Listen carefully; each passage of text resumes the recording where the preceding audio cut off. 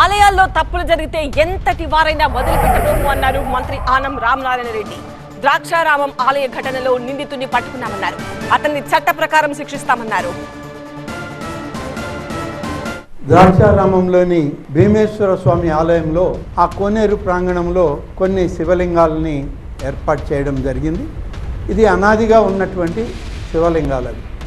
అందులో ఒక శివలింగాన్ని బద్దలు కొట్టారని, అది ఆ విరూపణ చేయడంలో హిందువుల యొక్క సెంటిమెంట్స్ దెబ్బతిన్నాయి. చేసినటువంటి వ్యక్తి మరొకరి పైన, ఆలయంలో ఉన్నటువంటి ఇంకొక వ్యక్తి పైన తనకున్నటువంటి కోపాన్ని, తనకున్నటువంటి మనస్తాపాన్ని దృష్టిలో ఉంచుకొని అతను ఈ దుశ్చర్యకు పాల్పడ్డాడని చెప్పి పోలీస్ అధికారులు కేసు రిపోర్ట్ చేశారు.